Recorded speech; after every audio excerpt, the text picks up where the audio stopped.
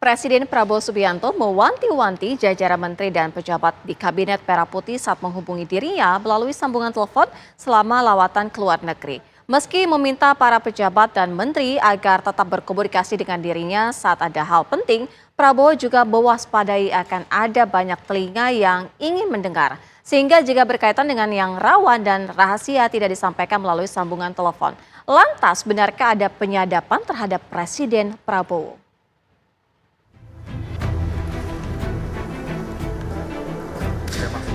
Presiden Prabowo Subianto telah memulai lawatannya ke luar negeri dengan meninggalkan tanah air untuk pertama kalinya sejak dilantik pada 20 Oktober lalu.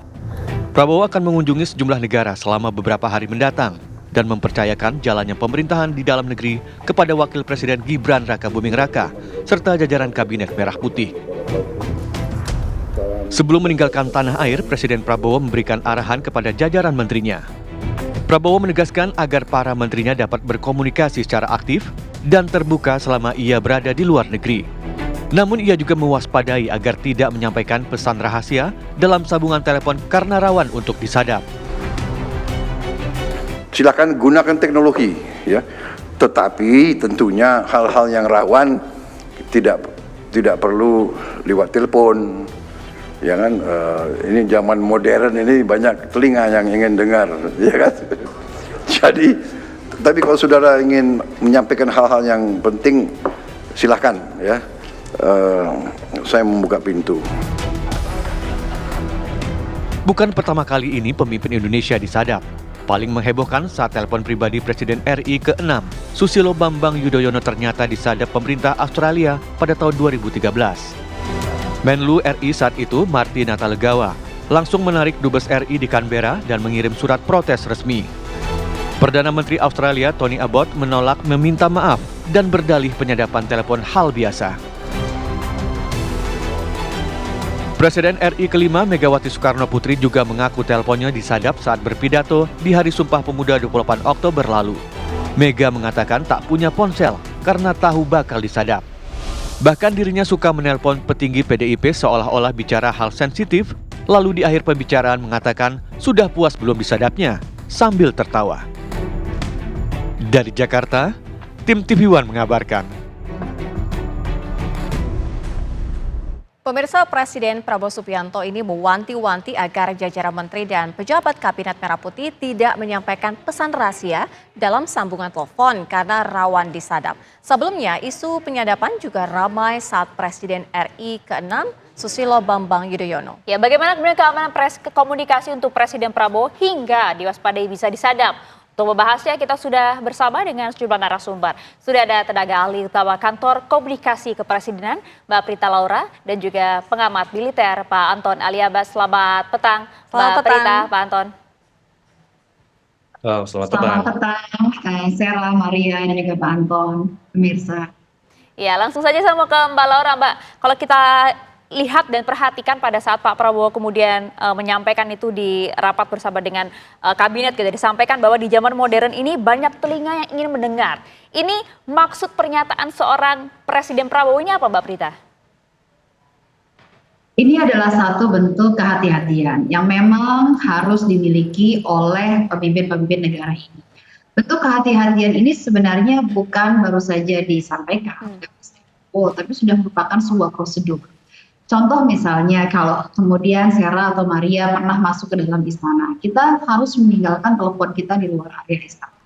Begitupun juga rapat kabinet hingga saat ini, menteri-menteri harus meninggalkan teleponnya di luar area istana. Saya pun juga ketika kemudian masuk ke dalam area istana, semua meninggalkan teleponnya di luar area istana. Ini satu bentuk kehati-hatian yang memang kita harus bangun menjadi satu protokol standar dari pemimpin negeri ini. Nah, bicara sebenarnya apa yang disampaikan oleh Presiden Prabowo adalah ingin menyampaikan bahwa beliau tetap present, tetap hadir, tetap terbuka dengan segala komunikasi. Tidak ada yang menghambat komunikasi antara para timnya, menteri-menteri yang ada di tanah air, ketika Presiden sedang menjalankan tugas di mancanegara. Ini sebenarnya yang ingin disampaikan sebenarnya bukan penyadapannya, intinya adalah bagaimana keterbukaan Presiden Prabowo bahwa beliau tetap present, tetap bisa ditanyakan, tetap bisa dikonfirmasi mengenai berbagai hal tanpa melalui prosedur yang harus berbelit-belit harus melakukan. Menko dulu dan sebagainya, terbuka. Itu sebenarnya makna yang disampaikan oleh Presiden Prabowo dalam. Baik, kalau itu dari Mbak Laura ya, kalau kita dengarkan dari Pak Anton sendiri melihatnya apakah sebenarnya telepon dari Presiden ini mampu disadap? Bukankah sebenarnya sudah dilengkapi juga dengan teknologi enkripsi ini sendiri? Ya, terima kasih Mbak.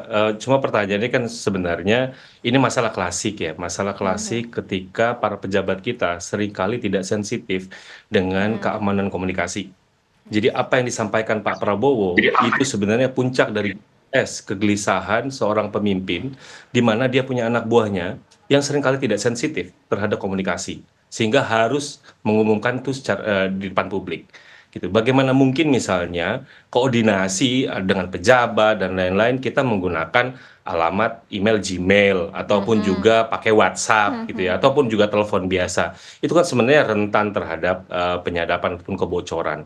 Ya sebenarnya tidak hanya dilakukan oleh pihak luar, tapi juga pihak domestik juga bisa melakukan penyadapan gitu. Jadi saya pikir apa yang disampaikan Pak Prabowo itu sebenarnya bentuk kegelisahan di mana anak buahnya masih nggak sensitif gitu ya, nggak sensitif terhadap keamanan komunikasi yang semestinya itu ditindaklanjuti untuk bagaimana kemudian para pejabat ini mau menggunakan platform komunikasi yang memang dikeluarkan oleh anak bangsa yang dari kita sendiri gitu. Ini bukan dari luar negeri. Kan ini sebenarnya kegelisahan yang sudah sejak lama ya. Yang Pak SBY itu kan yang ketahuan dan itu kan ketahuannya juga karena kebocoran dari Snowden, bukan dari kita sendiri gitu ya.